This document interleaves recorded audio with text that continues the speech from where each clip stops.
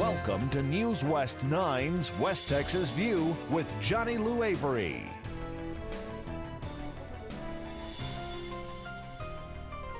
Welcome to the West Texas View. I'm Johnny Lou Avery, and last week we had Dr. Bobby Jane, who is the regional chair of the Department of Psychiatric Services for the Texas Tech Health Science Center, and he's also part of the Texas Tech Physicians and he practices psychiatry in both Midland and Odessa offices. And when we left the program last week, we were right in the middle of talking about this being National Stress Awareness Month. And my question was define stress and then tell us why we need it.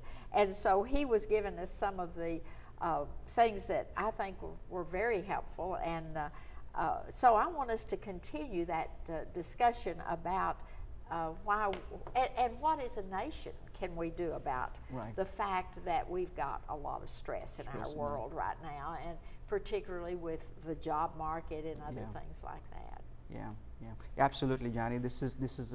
Thank you once again for inviting me. But we were talking of a very important topic of as a nation, as a very developed nation, a very civilized nation. Doesn't protect us from being from exposing to being stressed. In fact, the more civilized we are, the more rich we are, the more stressful situations we encounter. And it's across all nations, it's across all segments of society, all ages and all cultures. And no matter how much education, no matter what great job you have or anything. Yeah, exactly. It doesn't matter what job. I mean, I would say in a lot of my families I see, and they say that, hey, mom is a stay-at-home mom. What does she know about stress? In fact, stay-at-home moms have more stress than someone, if dads who are working in the office and so-called earning a 6 or 5 digit paycheck. You know, being a mom at home is a full-time job, as I say. So stress is, nobody's immune to stress. And we had talked about previously what are the symptoms of stress. But more importantly, what we can do to keep ourselves stress-free, number one, and if we are exposed to stress, how to minimize the effects of stress in a healthy way.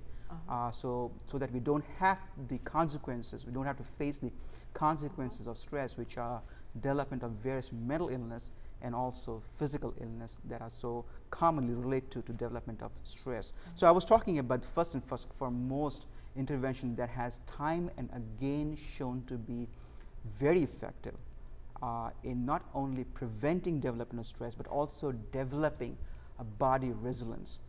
What I mean by that, your body's ability to handle stressful situations, to resist stressful situation is very much augmented, is very much improved or built up by doing exercise. Now, what do I mean by exercise? People say, oh, I'm physically active all day, I do household chores and things like that, I'm busy, I'm always on my feet all day. Now, that is not what I mean by exercise. The reason they are called chores because they are chores, they are not exercise. What I mean by exercise is that when you hit your body, when you increase your heart rate to a certain level, be it both combination of what we call aerobic exercise, like running, jogging, biking, or lifting weights. It has to be done on a regular basis. It has to be of certain intensity. They say about 85% of your maximum heart rate should be elevated for at least 30 minutes in a 24-hour period. That is when that your body tries to secrete what we call forgetting the name there. They are the body's own way of secreting chemicals and juices that are known to be helpful in preventing symptoms of stress. Right? So let me repeat that, it's very important. You have to be able to do a certain intensity of exercise at a certain time period, up to 30 minutes, but it has to be done on a regular basis. I would say most research has shown that 4 or 5 times a week. People say, I go to exercise once a week, twice a week, and how come I don't have stress? Because you're not given enough chance for the body. You're not getting enough of those secretions that help you build that up. Exactly. So that's the recommendation, is to increase your level of intensity of stressful exercise to a certain level to get those juices going. Which is one of the things that we're pushing as a nation because of obesity. Right. But it's also then could help with stress. In too. stressful situations. But you know, the other thing about that is, how do you know when you've gone across the line to exercising too much? Too much, yeah. Or And is that's that always a risk. possible? It is a possible. Actually, that's a very good question. It is a possibility that you are exercising too much. Because I've seen people that seem to become addicted to exercise. Right, right. Well, it can be, particularly when you're very competitive or you set goals and things like that. First of all, you know, everything should be in moderation, right? Number one. Number two, if you're not sure what you're doing, then ask an expert about it. I have number of patients, in fact, I know personally people who have severe joint injuries, particularly from over-exercising, over-burning, you know, burning themselves, Or doing destroying their the part, exercises wrong. or doing exercises which are inappropriate or too intense or not regulated, creating insignificant injury and the adverse effect. I mean, that's definitely a possibility.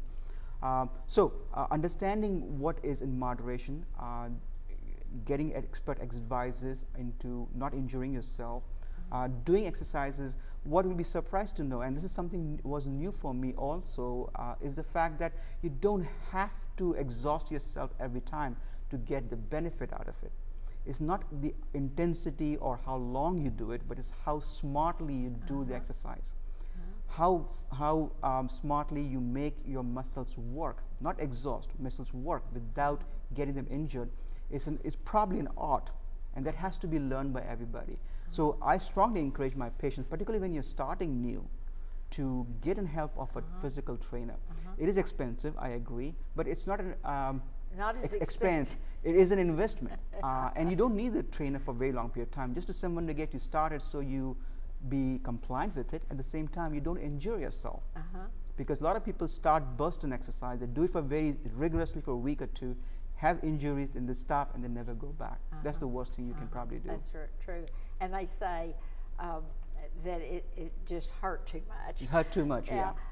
But you know, one thing I want to talk about, you said that attitude is such an important part of it, and how does exercise affect that? We've got to take a break now, and we're going to come back and talk about that in just a minute. We'll see you in just a second. Stay tuned. West Texas View will be right back.